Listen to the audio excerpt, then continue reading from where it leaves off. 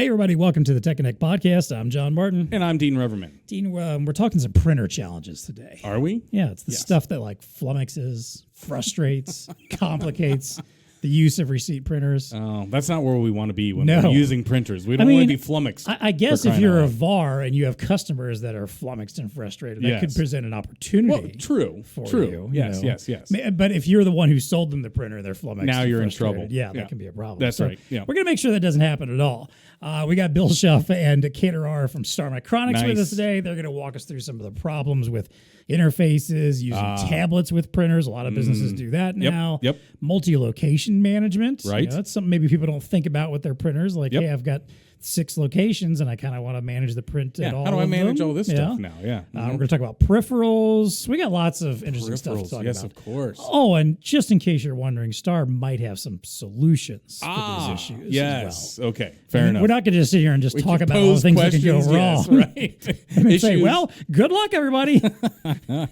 Hope you can figure that out. Now, of course, Star's got that solved for us. Awesome. So, all that plus our usual value to the VAR, what's TEConnecting with us? It's time to plug in and get connected. Welcome to the TEConnect podcast. It's time to get connected.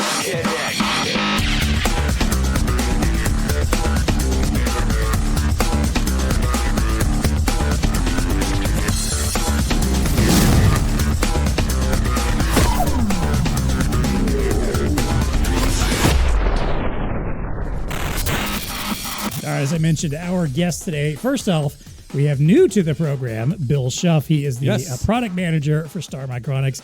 Bill, welcome to the show. Tell us a little bit about yourself, your background, and what's your day-to-day like there at Star. Sure. So, Bill Shuff, product manager here at Micronics America. I've got, over 20 years of experience in printing, thermal printing, industrial inkjet printing, things like that. Retail market, loss prevention, and printing at the point of sale. And then also a little bit of ran my own business for a while as well. So retail business. So got a good mix of things that'll allow me to connect with the VARs. There you go. I always appreciate the folks that have the background in the industry in retail that they're working. Even. Yeah, yes. Exactly. Yes. You know the pain points. You know what people are going through out there. Absolutely. Next up, we have a returning guest, Orara. She is the partner development manager for Micronics, as well as the host of the Rising Stars podcast. So if you're looking for another podcast to listen to alongside ours, I'm not sure if I should promote Kate's because they might listen to Kate's and go, oh, I don't need those TEConnect guys anymore. Never mind. I only got room for one channel podcast, and it's clearly going to be Kate's. Yeah, so. right. Oh, there's room for plenty of podcasts. Like, you can't never have two. That's right. Podcasts. I completely agree. Well, welcome back to the show. We appreciate having you back. What have you been up to since the last time you were on? I think it's been maybe a year or so since you were on the show. Oh my gosh, I'm obviously a working woman. I'm a mother. I'm a wife. My kids both play travel sports. So I don't have weekends. I don't have free time. Even my summer was taken up with activities. So I've been a busy lady. I just probably in dire need of a vacation. But other than that, I still love what I do. And the Rising Stars podcast, thanks for plugging that. I've really enjoyed that whole podcast has been growing, and it's been a lot of fun. I've been kind of just getting my hands a little dirty and playing around with it. So it's been a very fun little project that I've been doing with the marketing team at Star. There you go. And hey, if you want somebody to make you feel bad about how little you're actually doing, follow Kate on the socials, on LinkedIn something. You see her out there always recording herself, heading through the airports on her way to the next meeting or show. And that's right. Talking about what she's up to. It gets exhausting sometimes. Like, oh man, like I just woke up today and barely got started on work, and Kate's already traveling the world. So there you go. Coffee, lots of coffee, lots of coffee. All right, well, let's get into it. Let's talk about some of these print challenges that are out there and the stuff that that end users, especially in retail, hospitality, are encountering when they're trying to use printers. Yeah. Let's kick it off with interfaces. So what's happening with interfaces? Where are we finding problems and challenges there? So it's funny is that I remember years ago, everybody was talking about, this is, I don't know, maybe 10 years ago. They're like, oh, printing's going to die. Receipt printing's going to die. And no, it's not dead. In fact, it's still around, and I don't think it's ever going to die. So it's still an issue. And one of the main challenges that we did some research on, because again, we wanted to make sure that we understood the challenges before we brought the solution to the market. So one of the challenges are the lack of modern interfaces. So there's many receipt printers that still rely on some outdated interfaces, serial or parallel ports, rather than the modern options like USB, Bluetooth, or even wireless LAN, which limits the flexibility in where and how they can be used. Also connectivity instability. So wireless receipt printers, while offering that flexibility, can still suffer from connectivity issues due to interference or weak signals, leading to intermittent printing problems, difficult in setting interface setup. So some receipt printers have interfaces that are not user friendly, making that initial setup and configuration challenging, especially with employees without technical expertise. And I'm probably one of those lack of expertise. Like, I'm amazed I was able to log on to this podcast without any issues. And then, of course, network configuration issues. So for network enabled printers, configuring them to connect correctly to a network can be super complex, which often requires knowledge of networking protocols and security settings. So those were some of the challenges that we saw when we were doing our research. Yeah, and so we've, as Kate was saying, we've expanded our interface offerings and sort of tried to make them better. So take the same sort of interfaces that people are used to today and add extra functionality to it. So for example, on our new printer here, we've got what we call our USB-C Ultra, right? So it's a USB-C connector. It can deliver up to 20 watts of power delivery. But one thing that's really cool about it, a lot of these interfaces, you may have one that's MFI for an iOS kind of device, for an Apple device. You could have then maybe a different interface for some printers for Android operating system if you're running an Android kind of tablet. And then maybe the Android will work with Windows, maybe you need a separate one for Windows. But here we've got this one USB-C connector that can do all of these things at once, which really makes it versatile for the point of sale or for any applications back of store or for a hospitality. And the other thing that we've added is our USB-A ports. We've got one of those as well. Can also operate with a hub. So a lot of people are adding scanners, they're adding scales, all kinds of different things. Oh, and I want to charge my phone, and my colleagues want to charge their phone. Everybody wants to tap in, right? So now we have the ability to do a few different hubs. We've got lots of power if you want to charge things, and so you don't need all these little bricks attached into wires. We've also added Cloud Print Next, which I'll talk about a little bit later, but that's our new cloud-based printing technology. Isn't it interesting? I mean, in our world of connectivity, it still creates these connectivity nests. Oh yeah, it was right. Like everything's plugging into one area, creating slightly a little bit of a nightmare of some cords and things of that nature. But especially when people try to ancillarily plug in their phones and stuff like that. Let's talk a little bit about NFC in that connectivity. What, I always wonder, what is the range typically, Bill? Maybe you can answer this, of what the NFC range would be of between devices. I don't know that I know the answer to that question. Like if you were setting up a point of sale and obviously the printer needed to interface, how far away can that be? Are we talking just a couple feet, or what does that typically look like? So NFC in what context? Well, like Bluetooth connectivity, I guess, right? Okay, so the Bluetooth typically isn't considered an NFC okay. device. That's just going to be a wireless communication device. Mm-hmm. Bluetooth, depending on the technology, and if you get the wind at your back or something like that, you could usually get 30 to 50 feet. Okay. With Bluetooth. Yep. And then other forms that you would have, or is that typically the one that people are using the most? People are using that a lot. They're also using wireless LAN, of course. Yes. And that you can have hundreds of feet. Mm. Again, it depends on the environment. You can have a lot of metal and reflections and those sorts of things. Mm-hmm. Yeah, I mean, I just wonder that, obviously our world is, and I think we'll get into tablets here, there's a lot of mobility happening in the retail space, right? Where you want the agents or the associates out in the floor. And then so the point of sale can still happen there, but maybe their receipts happening back at a central location type of a thing. So I've always wondered, just how far can you walk with those things, Exactly, and that's sort of that's sometimes called clienteling, Right. where somebody can be walking around the store with their tablet, and then you can, as long as you're still connected to the printer, you can be walking around the store, do the point of sale, ring somebody up, walk over there, hand them their receipt, and away they go. So that can certainly work. And there, as I said, you can easily get 30, 50, sometimes even 100 feet. Mm-hmm. Yeah. A lot depends on the environment and how noisy it is, but that's sort of the standard Bluetooth ranges. Well, all right. Well, then you mentioned tablets, and again, a lot of retailers, a lot of restaurants are using tablets for their point of sale, or maybe out and about, working with customers, taking online orders, BOPUS orders, and stuff like that. Which we're going to talk a little more about that soon too. And again, I think especially on that SMB side of things, which we know a lot of our VARs, work with, they're not necessarily out there with the giant chains. That's right. Have well-established full-on POS systems, but maybe just somebody who's popping up a shop in their hometown, maybe a couple locations, and or just happens using, all the time. Just using the what they have available, which is a nice, maybe a cheap tablet or something. So, but that can be causing some problems with printing as well. So, explain that to us. What kind of problems people have when they're using a tablet for their POS?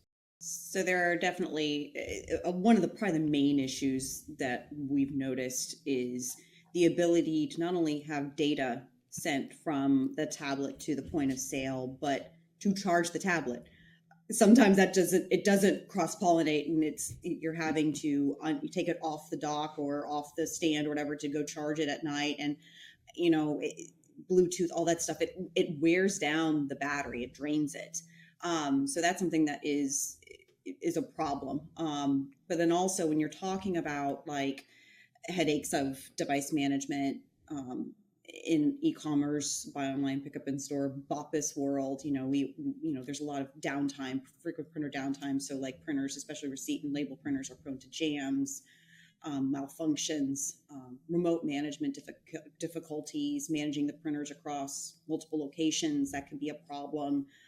Especially dealing with firmware updates, maintenance, and troubleshooting things remotely, unstable connections, which can delay order processing, customer transactions, and inventory updates. That's going to really tick a customer off if they buy something online and go to the store and it's not ready yet because of technology, unstable connections. And then, of course, wireless LAN interfaces. They can be congested in busy environments, so that can slow the performance and disrupt services. Right. So one of the things that makes tablet point of sale work best is when you can actually integrate the devices into the operating system. Unlike Windows, where it's just a printer driver or something like that, for tablet based, it always works best if you can integrate. And Star's been a pioneer at coming up with software development kits that allow that to be integrated. And I got to tell you, one of my all-time favorite TEConnect podcasts is podcast number 148, where Kate and Mark Rasho, who heads up our integration team, were your guests on that show. And Mark leads a team of people, actual humans. This isn't AI, this isn't a chat bot, anything else. Actual real live human beings who I've seen and had meals with and things like that, who will help ISVs and VARs actually integrate the software. Not sure how to work on the code? Call them up. They'll talk you through it. As we mentioned as well, we've got one printer for MFI, Android, Windows. So sometimes some of the big platforms now are they may have started with Apple. Now they're moving over to Android. So they only need to have one printer for all of that. And again, talked as well. Tablets, you don't need to, since you're using a tablet, you don't need to think that, I can't use scales, I can't use barcode scanners. We have integration, we have kits, we have software development kits for all of those sorts of things. So that all works out well also. Speak to us a little bit more about the importance of an SDK. I mean, I get it, right? In the sense that the demands of the reseller are becoming more and more. As you've illustrated with peripherals and things of that nature, but it's important to be able to easily and quickly integrate, right? The print the print becomes kind of like the hub of a lot of these worlds. And so if the integration there is relatively key. And I know you guys have spent a lot of time on your SDK and making sure that it's as, I don't know what the right engineering word is, but easy to work with, right? Type of a thing, and allows for these integrations. Talk to us a little bit about what you're seeing as far as that's concerned and in the world. Yeah. Yeah. So a few things that Star does exceptionally well.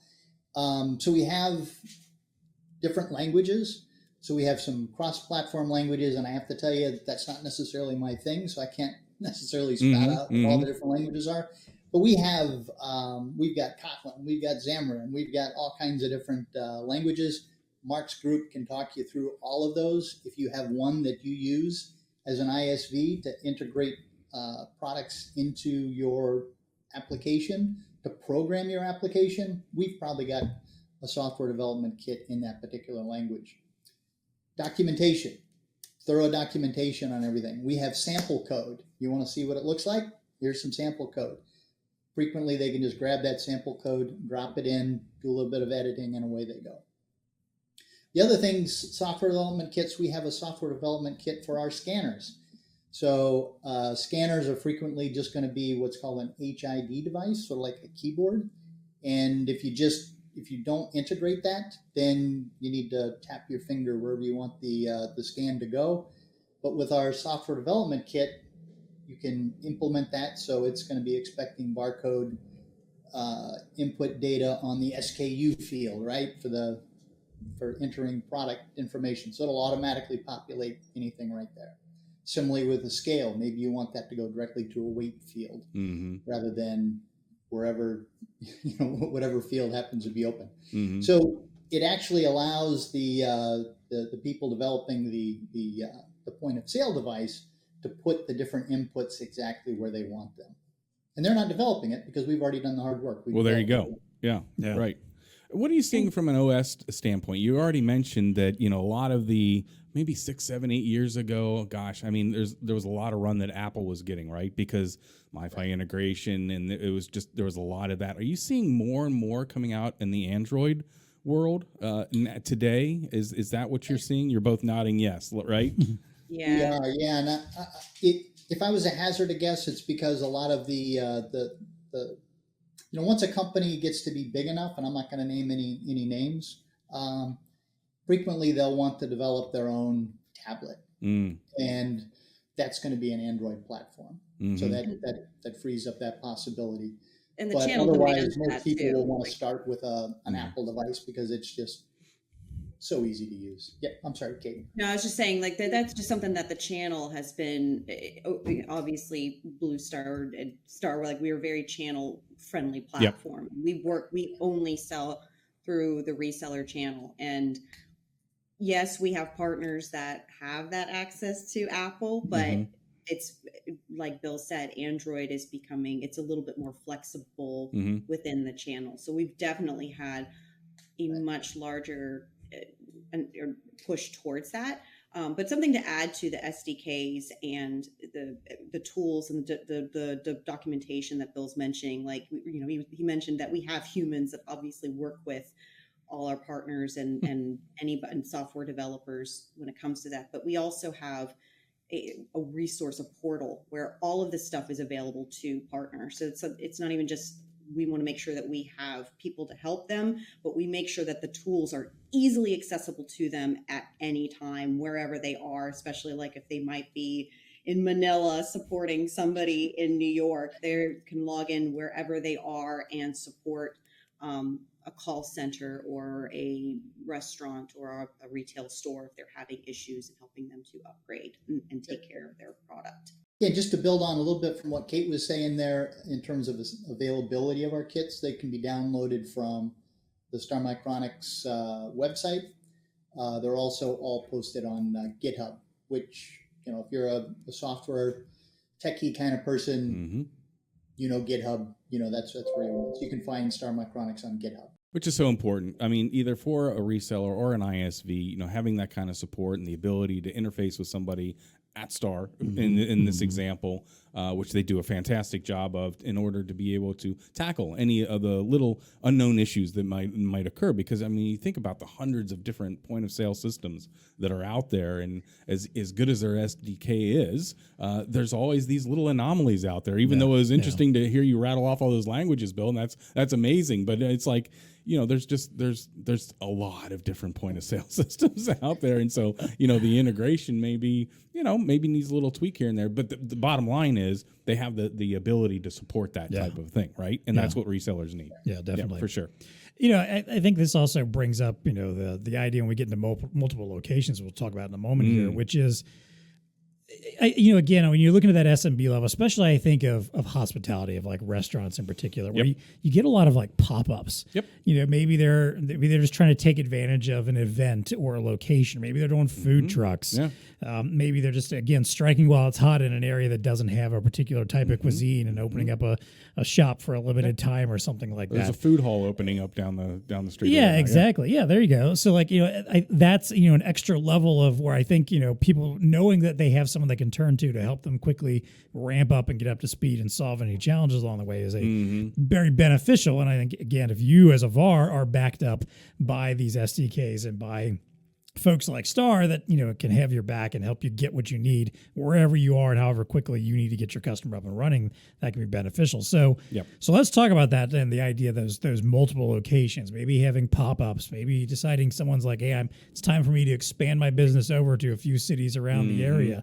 But that can cause some pretty big headaches, obviously, when it comes to device management, when it comes to printing, keeping track of what's going on. Again, we mentioned earlier the idea of e-commerce, BOPIS, where people now want to be able to buy something online or go to a store if something's out of stock, purchase it, go somewhere else and pick it up, have it shipped to them, or whatnot. But again, that's just more touch points, more connectivity, more data points that can get lost, scattered around there. So what kind of issues are you hearing about there? What are customers complaining about when it comes to their multiple locations and how it's affecting their printing? Well, I kind of touched on this a little bit earlier. I think I probably jumped the gun, but when it comes to managing multiple locations remotely, it can be very challenging, especially with like the firmware updates, maintenance, and troubleshooting issues in a different location. The unstable connections and busy environments with congested Wi-Fi or wireless LAN networks. But when we did the studies and we kind of did the market research, it was really informative of like, okay, these are the challenges, and we had the team, we had the technology and the know-how to provide a solution. Obviously, I'm not the most techie person. I'd rather Bill answer that question, but those were the issues that we identified. Yeah, so there's a lot there that we can do to support people. The first off is it doesn't have to be done one way, right? Some people want to have their tablet, and maybe you've got with Apple, a lot of the other ones, heck, even with your Apple Watches, you can have that just basically with a cell phone plan, right? So you can be roaming wherever you are in the world as long as you've got cell phone coverage. And if that's the way you want to operate, great. The tablet does all of the connection to the internet. Now you connect and send data from the tablet to the printer. That'll work fine. Some people in multi-store environments want to connect the printers directly to the cloud. So, for example, if you're an online ordering pickup service, and everybody sees those all over the place now, we probably use them a lot as well. Hope everybody uses a lot. They're great customers of ours. But one of the things we've improved is our cloud printing technology. And we have what we call Cloud Print Next. So the old protocol, basically the printer you could figure out, the network architects can figure it out. You want it to be every second, every 3 seconds, every minute. The printer goes and phones home, right? The old ET thing. Saying, hey, have you got anything for me to print? And, just constantly doing that until the server says, oh, yeah, okay, Kate's ordering some food for dinner tonight, print this off. But that can be very resource intensive. You know, if you think about a whole bunch of people just sitting there constantly saying, "Hey, you got anything for me? Got anything for me? Got anything for me?" Right? Right. And that sounds fine for one or two people. Once you get a whole room full of people, right? You've got a place with tons of locations. Mm-hmm. So that's the old architecture. The new one, and the downside is if the host, the great big server, sends print jobs, and you've got a little hiccup somewhere in the internet, the printer may not get the job, and then Kate's sitting there waiting for her person to stop by and deliver dinner for her, and she's got an unhappy family. Mm-hmm. So Hangry Kate is not a good Kate, just saying. Yes, that's right. Yeah. So we want to avoid that, right? So our engineers wanted to keep Kate's family happy, and so they came up with this new protocol.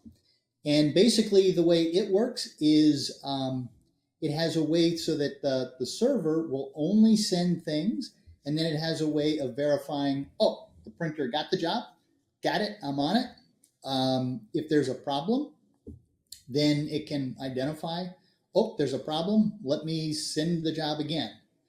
And then only once it gets the confirmation that it's done, then it'll print the job, the server's happy, the server moves on. So it actually cuts down on network traffic quite a bit as well. Again, the people who run networks will hear this and will be very happy with it. Those looking for the technical acronyms for that is MQTT protocol, and that's the one that we've implemented compared with the old, which is an HTTP protocol. And then Kate mentioned as well the fact that the tablets can be connected to power the tablets. You know, people like that as well. That makes it really nice. One other thing I forgot to mention in hospitality that's great. A lot of our printers are splash proof, dust proof, insect proof. So if you get your food truck out in the woods for your Halloween party or whatever, you certainly don't want the creepy crawlies to be looking for a warm place to hang out. So we've also engineered it so you don't have to worry about that. There's a new feature, insect proof. Yeah, no doubt. Yeah, I mean, never thought of that. I get it. Like, you know, no one likes that. You know, pop something open. There's a random stink bug hanging out inside. You know, like I get it. I also like the idea of quality assurance by Kate. You know, like, is Kate happy? Okay, then we're good to go forward. That's true. Happy Kate's everybody's happy. Everybody's good. That's right. Maybe everybody needs that in their business. So. Yeah, I'm reminded though of a BlueStar Nation article that we did that talked about, you know, whether or not people would what they thought about their point of sale system and things of that nature. And I think it's relative to this because, you know, as organizations grow, what we learned in that survey is that people really don't like to replace their point of sale system. It's a pain point, right? And so you as a reseller need to know the functionalities of the equipment that they have and its ability to grow. And I think Bill just did a good job of kind of diving into the cloud aspect. Well, now, you know, you have additional features that you can leverage when growth is upon them, you know, and those types of things. And because people don't like to have to learn something new. And so, you know, if a company's sitting there thinking, well, I'm growing, yes, you know, we have more locations now and things of that nature, which is a good thing, but you need to be there to support them from a technology standpoint and understanding all the technology that the current system, assuming they have a Star Micronics, you know, implementation can leverage for them. Yeah. So it's important, right? Yeah, definitely agree. All right, let's talk peripherals. This I think is the last piece here because you put together a point of sale these days, and granted, there's some all-in-one options out there. There are, but I think a lot of folks probably are piecemealing a lot of stuff together too. So you might have monitors, you got printers, maybe you got a receipt and a label printer potentially. You know, it's just think of like a coffee shop or something. You know, they might have a receipt printer, but then a label printer to stick on the cups as well. Cash drawers, barcode scanners. Maybe you have like a tablet or something you're using, some kind of customer-facing monitors as well. Oh, for sure. Lots of stuff can be involved in a point of sale. Lots of stuff that goes into it. But is there enough connectivity? Because I know, you know, we've talked about before, I think on the show, and I know Star's kind of proponent of this idea that like the printer can be kind of your central hub if you're playing your cards right, and you know, if you're building around it. But how do you figure out enough connectivity there to make all this stuff work that you need to work? I think our new printer certainly has sufficient connectivity for what most people are going to want, right? As I mentioned, you could put a hub on the USB-A port, and there you can get up to 3 additional devices attached. And then you can also put a hub on the Ultra C port, right? So if you want to start charging everybody's phones, you have lots of power delivery that allow you to do that. And I think we have plenty of connectivity. Some people may say, no, you need more and more and more. But, for the printer-based hub, I think we've got plenty for there. Yeah, and just, up to when it comes to what Star really wants to continue to lead and innovate by consolidating the point of sale, keep the counters clean, make it look nice, make it even better, make it all work. And so, there's so many different peripherals that you can add. You got the scanner, you got the cash drawer, you got the tablet or the touch screen. Some places there's a scale, like Froyo, hello. Yeah. One of my favorite things, Hangry Kate. So you may need an additional peripherals to one location. And luckily, and I don't know if we've ever mentioned the name of the printer, but our MC Print 3, which has all this technology that we've been talking about, that is the device that has all these wonderful features and can be that go-to solution for retailers, restaurants, butcheries, delis, wash and folds, you name it. The possibilities are endless. Yeah, it reminds me a little bit of, I reflect back on my old retail days. And we've talked about this before. And, even though we had like the big kind of like all-in-one cash register, which was still a giant clunky device. Yes. The massive cables behind it. Yes. Like what I would give, if you had to get, and that was sometimes it was my job to be the person that had to pull them out and like clean off all the dust bunnies and just that massive amount of cables that were always back there. I'm like, how do you? No one wants that. No, and again, a lot of these smaller mom and pop stores or people don't have the room. Yeah, they're just grabbing whatever space they can to open up their business. They don't have those giant cash wraps where you can disguise, 6,000 cords behind there to get everything connected. So I think, more options that there are for that is better. Yeah, yeah. Real quick question. Hardware is one thing to connect to, and kind of going back to the SDK that we were talking about, Bill, are there some additional things that is being asked of the printer world? And we would be remiss if we didn't bring up a topic like AI in a conversation like this. So, right? Everybody's talking about AI, and I can't imagine you guys aren't immune to that. So, are you being asked to now integrate some of your data into other AI, or is it machine vision? Like, I know that some of these locations are using video, right? And they're using video capture at the time of the till and things of that nature. It's just curious to me. What are you seeing on the kind of the software side and the integration? Are you being asked to do weird, or not weird stuff, but just stuff you wouldn't even think of before? But now, we got to have this AI integration over here, and we got to pass our data over there. Are you seeing stuff like that? A little bit, but I find funny about things like AI, right? Is like you have a nice catchy term, and then things that people have been doing for years and years and years now is suddenly because of AI.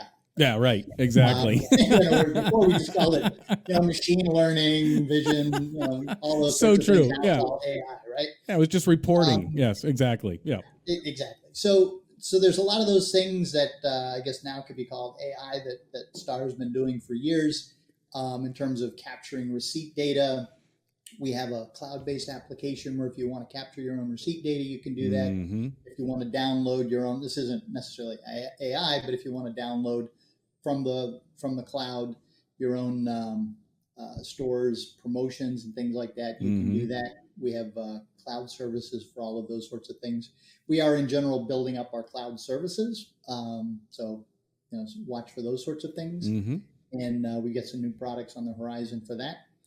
Some of them have sort of an AI kind of flavor to them. Some of them we're letting the VARs and ISVs handle that aspect of it as well. I think those are good use cases there, Yeah. and I just think it's very pervasive. And yes, maybe 5 years ago we called it reporting. Today we call it AI, but it's the same. It's the same type of thing, right? Yeah.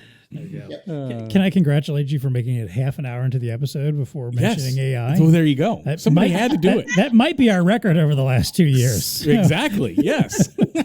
I'm impressed. There you We go. need to have like one of those things where just every time you say it, Marco just inserts in the edit like a ding, or something, Yes. like Yeah. just a little note that the first time AI got mentioned. I've got a couple drinks I need to finish off here because you guys have mentioned AI.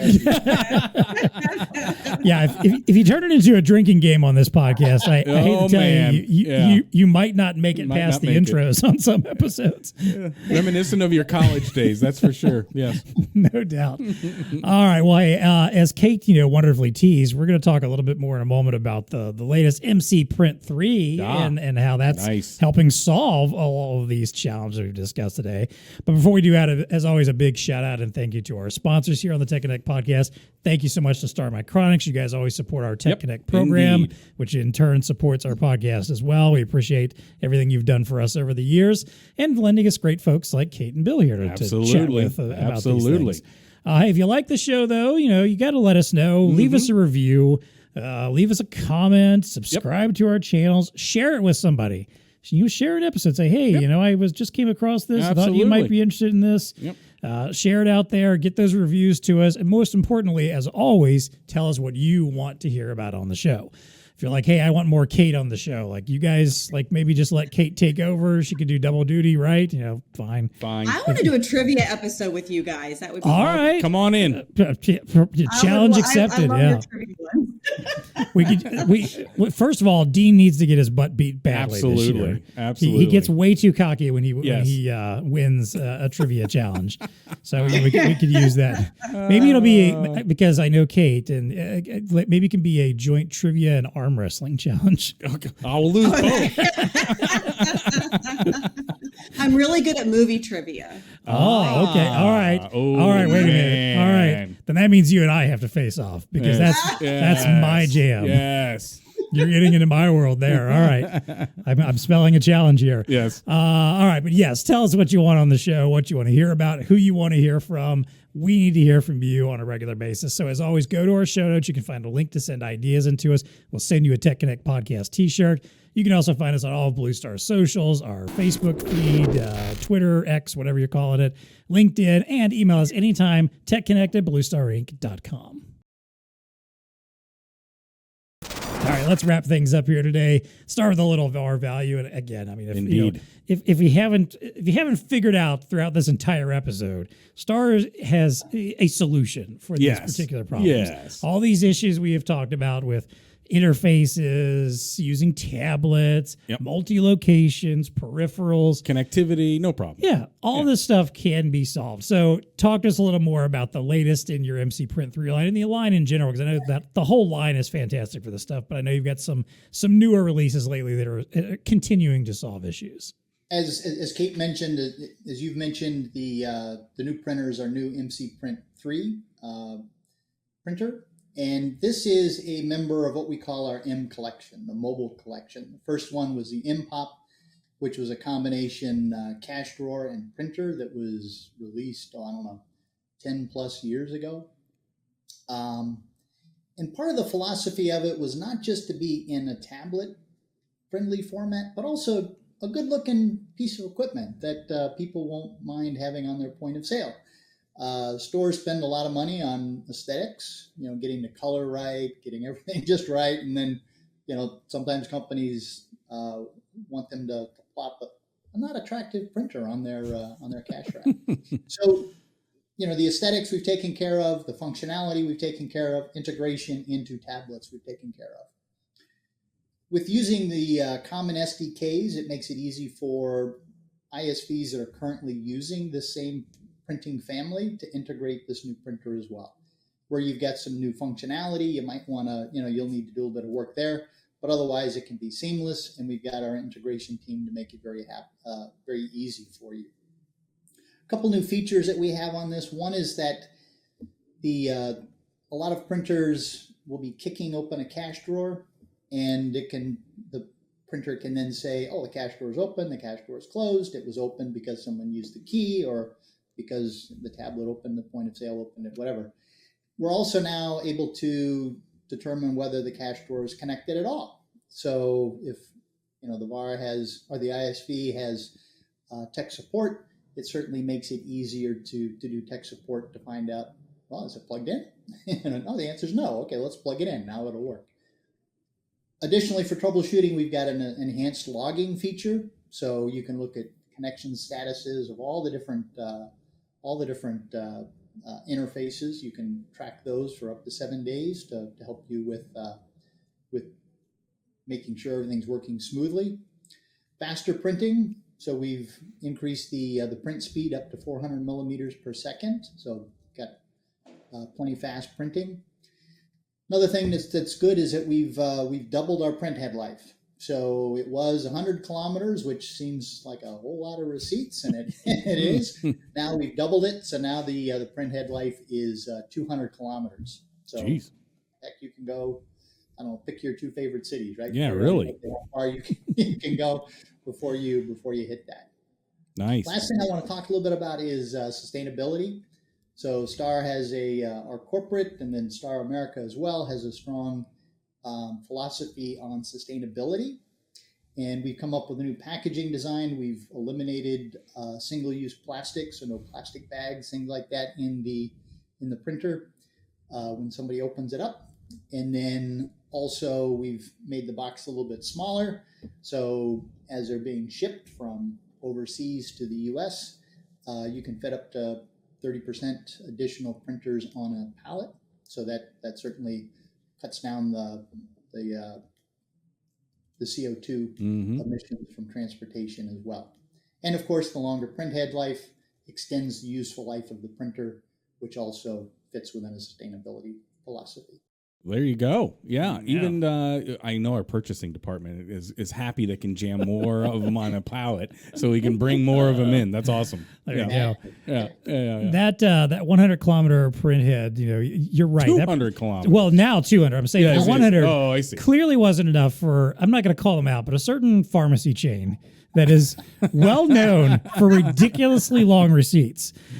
So much so, I was there this weekend with my son. He was a little sick. We were picking up some medicine for him, and they printed out, gave him one of their standard receipts. Yes. That they were folding up multiple times to hand it to him. And he's kind of like, he sees me, and he's like, "Daddy, can I have that?" And I was like, "Sure." And he's like, "I could do some drawings on this." I was like, "Yeah, you can do a whole comic strip from end to end on this thing if you want, sure." So yeah, I get it. Like, you need a little more life in some of those print heads. Absolutely. All right, great stuff. Well, hey, check out the show notes. There's going to be a link there to the MC Print 3 line. I always get that wrong. So you can see more of what's out there and what's available now. And of course, if you're interested, don't hesitate to reach out to our Star team. Absolutely. Your account manager. Yep. They'll get you hooked up with the latest and greatest, figure out which printer is perfect for your customer's applications Absolutely. as well. Yep. All right, let's wrap things up as always with What's TEConnecting with You. This is where we get to talk about something in the world of tech, innovation, science, business, or otherwise. discoveries, whatever. Just something we feel like chatting about today that's on our mind. Bill, I'll let you kick off here. Actually, Kate, let you kick off because we just did, Bill needs a breather here for a moment of talking all about the MC Print. So, Kate, tell us what's TEConnecting with you right now. So, at RSPA Retail now, last month, now that I can say that, I was on a panel around cross-selling to different generations. And I was driving, I think, my daughter to school, and on the radio, they were talking about this article that had come out about how Gen Z is leading the charge in using sick days. And this was, I think, an article by Fortune.com, and I found it through Yahoo. And it was interesting because Gen Z is actually taking their sick days, unlike their older coworkers, which is redefining the workplace. So the stat that I read was sick leave has increased 55% in 2023 compared to 2019. Wow. According to Dayforce. So employees younger than 36 are leading the charge. So there's a 29% increase in the amount of sick leave taken in 2024 so far compared to 2019. And then those 36 and over have had a 16% increase. And what's interesting is when I was I've been in the industry now it'll be 19 years in October, and I never took sick time. I think I was just like, admittedly, I've shown up to work sick because I'm like, I ain't taking time off. I love my PTO. That's right. I'll be okay. That's right. Yeah. And then COVID came, and it's like, I don't think I would do that now, right. obviously. But, it was kind of like, maybe, I don't know if I was tough or stubborn or maybe a mixture of the two, but it's just interesting. And what was even more I think probably entertaining was reading the comments, because you have the Gen Zs are like, yeah, take your sick time. Then you have the older people that are like, you wusses, like you should show up to work. So, but it was just I guess there's a little bit of a fascination, because the majority of my network now on LinkedIn, they're millennials. So I was the newbie, and now I'm kind of like the standard, because the Gen X's and they're starting to kind of roll out. And we're fading away. Starting to take over. So it's just fascinating to me. Well, it's fascinating to follow up on that, because I think we had the commentary once. Not only are they taking sick days, but what they're claiming to be a sick day was rather hilarious. Right. Like they're taking pet whatever, like their pet's having a bad day. Right. So they're taking a PTO day because their pet's having a bad day. How they can tell that, I don't know. Well, that's also where you should just give you a pool of PTO to use. Like you shouldn't have to justify why you're taking a day off, Like, no, I think so you don't have to come up with these excuses. That's true. Some of them are fun. Yes, I agree. I mean, I'll go the hangnail. Like, I've got a hangnail. I need to take a day off. This has been a rough day. I mean, that, right? That's the commentary. But some of it was legit. I forget the article, but they were like just rattling off some of these legit things. Well, I think it's cool that's happening too, because I think in our very hybrid world now, and a lot of more work from home, is people are more inclined than ever, I think, to work while they're sick, because then they're like, all right, well, I don't have to get in my car and drive to work. I don't have to worry about getting other people sick. I don't have to worry, about if I don't look great or whatever. I'm not going to be on camera today. No one's going to see me today. I'm going to get my job done. You would think that, again, fewer people would be using their sick time because they're like, well, I can roll out of bed and function enough to go sit at my computer and do some work. But I'm glad they're doing this. Good for Gen Z. I'm glad they're, you get that time off for a reason. Use it, like, even if it's just a mental health day, just to get away and mental health days. That's recharge for a little bit. So mental health days. I'm totally. I mean, now that, especially because like there are times I'm just like, I just need a day. Yeah. Mama needs a day. Exactly. Especially when you're a parent, you got kids. Like you just sometimes that idea of like, what if I send my kids to school and I do nothing today? I still think the bar is going to be a little bit different. Like Kate and maybe our generation, the bar is going to be like, we need a day, okay, but maybe something really tragic happened, as opposed to a Gen Z is, hey, the Starbucks got my order wrong, so I'm just not coming into work.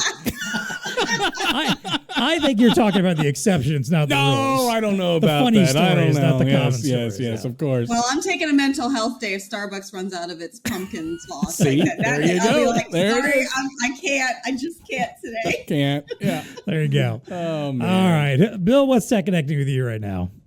Well, so one of my interests, one of the things I follow a lot is sustainability. And I've been reading a lot about some new bioplastics. So even though Star has removed a lot of our single-use plastics from our packaging, I find it interesting to see that there's lots of new things that people are using to make plastics. So I was reading an article the other day about using seaweed for making bioplastics. And the thing that's cool there is it's got some really, really good structural things to it. It can be used for a lot of the single-use things, bowls that you use for QSR, all those. It's biodegradable. So you just toss it into the compost heap, and away it goes. You don't have to worry about the land use issues of, oh my gosh, are we going to run out of farmland because we got lots of ocean, and can sprout up a new industry of people harvesting seaweed, right? So it's got all kinds of fun aspects to it. I like that. It makes me want to live next to the ocean. I wish I could have my own kelp field and just make massive amounts of money off of that, right? Because it just keeps growing and growing and growing. It's like, hey, there you go. There you go. Yep. You I like plastics, the sustainability. biofuel, all kinds of stuff. Yes. Good Absolutely. Stuff. All right, I like that. Get bioplastics from seaweed. I like it. I like it a lot. All right, Dean, what's TEConnecting? All right, so let's say you were a manufacturer. What would you pay to have a humanoid do some of the work? What would you invest in a robot? Oh, say like an actual human? No, or like a humanoid robot. What do you think the cost is for something like that today? Kate, Bill, you got a guess of what does a humanoid, robot go for these days? I think it depends on what they're doing. Just a humanoid robot, like one that looks human. It's got 2 arms, 2 legs, whatever. You could train it to do general purpose, whatever. Okay. I'll say 15,000. Dang, really? I don't know. What would you say, Bill? It's certainly going to be in the tens of thousands of dollars ballpark. I would think tens of thousands with you. Kate almost hit the nail right on the head. It's 16 grand. Okay, I'm going to leave. I'm going to go on Prices Right. There you go. No You doubt. go, girl. Absolutely. All right, I don't know if I want to get in this trivia debate with her now. So anyway, she seems to know her stuff. Yeah. Yeah, exactly. Chinese robot startup Unitree reveals that they are mass producing now a $16,000 humanoid robot that the company says is ready for mass production. So, I mean, it is what you think it is. Go in the show notes and look at it. It's not, I mean, it does stuff like, it's a humanoid, right? So it can do like, it can jump, it can dance, it can twist and do all these things. But then they show it doing like common welding. Or like you might be on a manufacturing line and it can, and so now you're buying a $16,000 humanoid robot that's going to do that task. Isn't that crazy? To me, that was like ridiculously low cost. It's surprisingly affordable. Yeah. So really surprisingly affordable, right? Because if you told me like it cost you $1 million to have one of these, I might have been like, that sucks, but that's probably true. Yeah. That's why when I read the headline, I'm thinking to myself, a humanoid robot, I would have guessed that thing like 50, 60. I mean, like expensive, right? I mean, like the ROI is over years, not like, well, if it's only 16 grand and it can do that, I don't know, man. We're getting a little bit closer to the T100. There we go. The Terminator. A common theme here is, the Terminator apocalypse will occur just because they were affordable. That's right.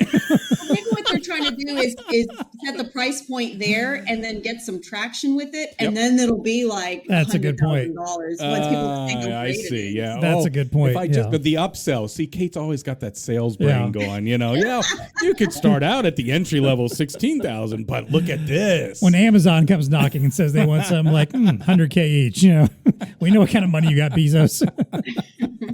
Anyway, that was my headline. What's TEConnecting with you? All right. Well, since Bill mentioned farms and we were talking about connectivity earlier, I came across an interesting article on Tech Radar about how important connectivity is for farmers these days. Yes.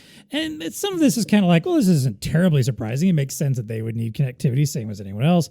But then you start really, digging into some of the data and thinking about like just how important it is that they are able to communicate. When you have a giant farm that might have multiple fields that are miles and miles apart, being able to quickly communicate with your staff or being able to quickly analyze, where there's been spraying that's happened and where it's, missed and what still needs to be done if a device isn't working of some sort. So if anything, I kind of look at this like, man, this smells of like opportunity, and I don't know if, a lot of our VARs, may not be too embedded in like networking type stuff necessarily, but it just seems like there are a lot of opportunities for connectivity on the farm place. So a couple of little stats they talk about here says one U.S. farm feeds about 166 people worldwide each year. So the global population is expected to surge to nearly 10 billion by 2050. So the weight on a farmer's shoulder is only going to grow heavier. The interesting stat they gave that made me think about it is the idea that farmers are constantly trying to reevaluate like how they can get better at what they do. And data and analytics are a big part of that. So again, having that connectivity where they can see what's working, what isn't, the best way to manage their crops, how quickly they need to get to, seeding or harvesting at the right time. The note that they made here says, think about this: the average farmer in the northern hemisphere plants and harvests a crop about 40 times in their career. So they have about 40 chances over their lifetime to identify ways to optimize their operations to improve their outcomes. When you think of it that way, when you realize, oh, you're right, like you can only do it once a year. That's right. And so if you only have 40 chances to make it as best as possible and to make sure that you're getting as much money as you need out of it and running a successful farm business, you're going to want to get that stuff right as quickly and as many times as possible. And having additional connectivity, having the kind of data that you need, on hand can be the difference maker for a lot of these farms. I would think so. Absolutely. Bill, it goes back to our conversation around connectivity. How far can that signal go? No. Because if you're actually, I was thinking it would be perfect for Dean's robot. Can then, you're in the tractor. Yep. Need another cup of coffee, and then Dean's robot can go scooting across the field and bring you a cup of coffee. As long as it's connected. Yes, absolutely. There you go. That's all we need to see is like these robots running across fields, getting coffee. That's not going to terrify anybody or anything. So, but we got to keep Kate happy. That's true. That's true. An angry Kate is not good. We're on the same page here. There it is.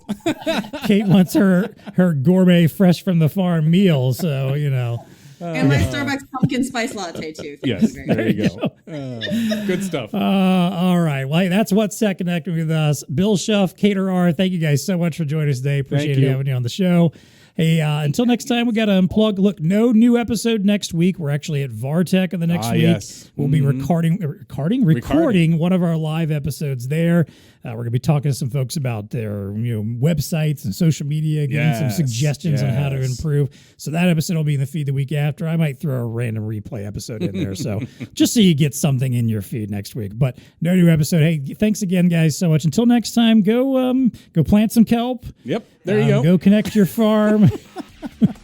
Go buy your 16K robot. I mean, why get a new car when you can get a new robot? There you go. And for God's sakes, take a sick day, okay? Your mother's worried about you. And as always, please stay connected.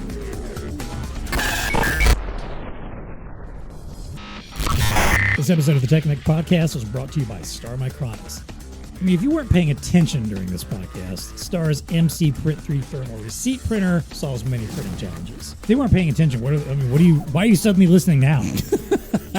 Did you tune in for the ads? I mean, our sponsors appreciate that. Yes. But that's highly unlikely. Typically, you were paying some attention ahead of time. That's right.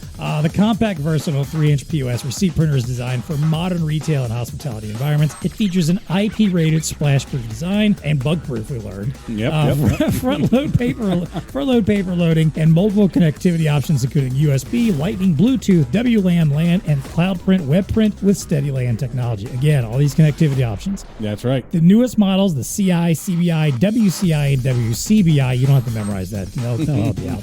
Introduce Cloud Print next with the MQTT protocol for faster, more reliable cloud-based printing. Bill was kind of explaining that to us. And the Ultra C connectivity.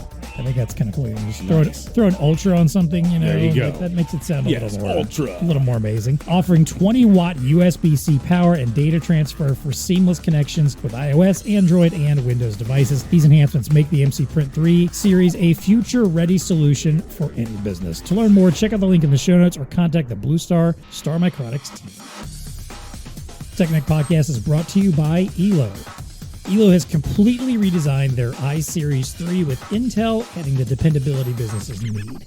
These are brilliant and beautiful interactive displays that feature a modular design with modularity and endless versatility with sizes of 15, 17, 22, and 24 inches, a slate version, and square or wide aspect options. And you'd be hard-pressed not to find something that can solve a problem with one of these. Absolutely. Every iSeries 3 offers 10 Touch Pro PCAP, a fanless IP54 rated design, edge-to-edge glass, and Intel's 12th generation processors for reliable enterprise-grade security. Available in models that support Windows, Chrome OS Flex, and Linux, the iSeries 3 is also compatible with Elo's Z stands and Z Series Elo Pause for self-service and point-of-sale applications. Learn more about the redesigned iSeries 3 by checking the link in the show notes or contacting the BlueStar Elo team.